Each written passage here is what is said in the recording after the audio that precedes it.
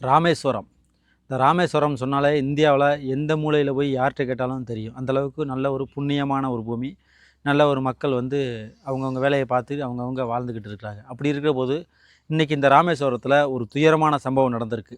என்னென்னு கேட்டிங்கன்னா, ஒரு +2 படிக்கிற சாலினி அப்படின்ற ஒரு பொண்ணை முனிராஜ் அப்படின்ற ஒரு பையன் கடந்த சில நாட்களாகவே வந்து லவ் டார்ச்சர் பண்ணிக்கிட்டு இருந்திருக்கான். அதை கண்டித்து அந்த பொண்ணுடைய பெற்றோர்கள்கிட்ட சொல்லுது. அந்த பெற்றோர்கள் போய் அந்த பையனுடைய வீட்லேயும் அந்த பையன்கிட்டையும் சொல்லி கண்டிச்சிருக்காங்க. ஆனாலும் அதையும் மீறி என்ன பண்ணுறான், இன்றைக்கி காலையில் அந்த பொண்ணு ஸ்கூலுக்கு போகிற போது மறுபடியும் மீண்டும் லவ் டார்ச்சர் கொடுத்துருக்கான். அந்த பொண்ணு மறுக்கிற போது தன்கிட்ட இருந்த ஆயுதத்தை வச்சு அந்த பொண்ணை தாக்கி மர்டர் பண்ணிட்டான். ஸோ இதெல்லாம் நம்ம பார்க்குற போது என்ன தோணுதுன்னா, இன்றைக்கி இருக்கிற கலாச்சாரம் ஏன் இப்படி போகுது அப்படின்ட்டு தெரியலை. இன்றைக்கி இருக்கிற இளைஞர்கள் மது, போதை, கஞ்சா இது மாதிரி பழக்கத்துக்கு அடிமையாகி தான் என்ன செய்கிறோம் அப்படின்றத அறியாமலும் புரியாமலும் நிறையா பேர் செஞ்சுக்கிட்டு இருக்கிறாங்க. காதல் அப்படிங்கிறது ஒன் சைடாக நீங்கள் கட்டாயப்படுத்தி வர்றது காதல் கிடையாது. நீங்கள் படித்து வேலைக்கு போய் நல்லா சம்பாதிச்சிங்கன்னா உங்களுடைய வீட்டிலருந்தே உங்களுக்கு நல்லபடியாக திருமணம் நடத்தி வைப்பாங்க.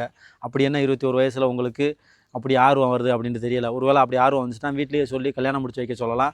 அவங்களும் உங்களுக்கு தகுதியான சரியான ஆட்களை கல்யாணம் முடிச்சு வச்சுருவாங்க. ஆனால் நீங்கள் இது மாதிரி தொந்தரவு பண்ணுறதுனால சமூகத்தில் பல்வேறு சீர்கேடுகள் வந்து நடக்குது. அந்த பொண்ணுடைய வீட்டில் எவ்வளோ கஷ்டப்பட்டுருப்பாங்க, எப்படிலாம் படிக்க வச்சு என்ன மாதிரிலாம் ஆளாக்கணும் அப்படின்னு நினச்சிக்கிட்டு இருப்பாங்க. ஆனால் நீங்கள் என்ன செஞ்சிடறீங்க, ஒரே ஒரு சம்பவத்தில் அந்த பொண்ணுடைய வாழ்க்கையும் அந்த பொண்ணுடைய குடும்பத்தையுமே க்ளோஸ் பண்ணி முடிச்சிருக்கீங்க.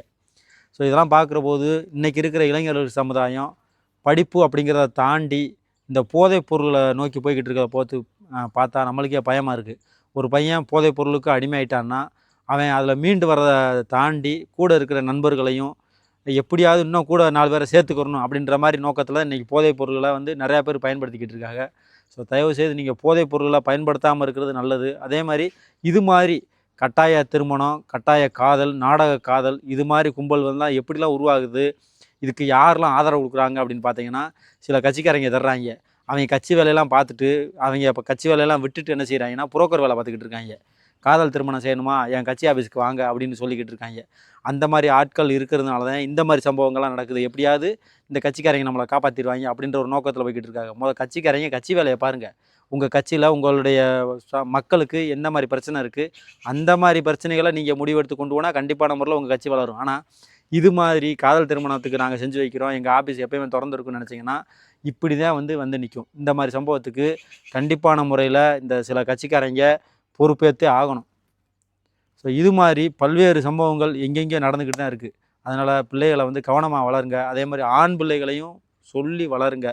இது மாதிரி செய்கிறது உண்மையிலே மிகப்பெரிய கொடூரமான ஒரு செயல்.